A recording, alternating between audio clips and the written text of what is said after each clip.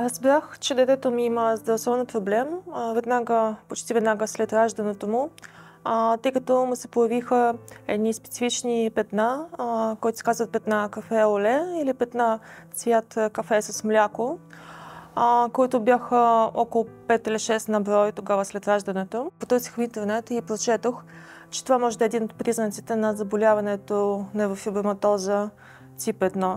Но само петна не бяха достатъчен критерии за поставяне на такава диагноза.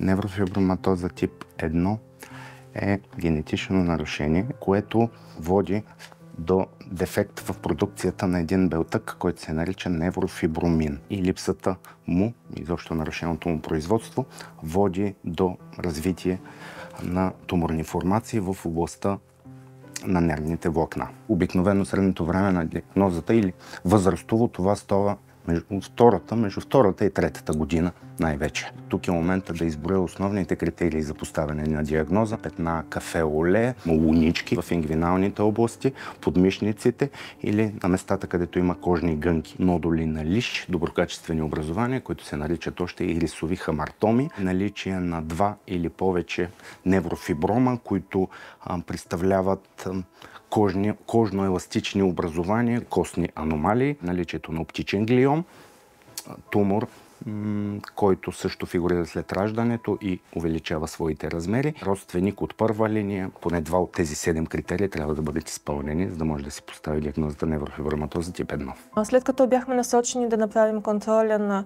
магнитен резонанс с контраст, беше потвърдено и бяхме насочени към нашия сегашен лекуващ лекар, където смятам, че получаваме най-адекватни и най-добри грижи, които се полагат за това заболяване. Диагностиката винаги е изключително важна и колкото по-рано това се случи, толкова по-бързо може да се започне лечение.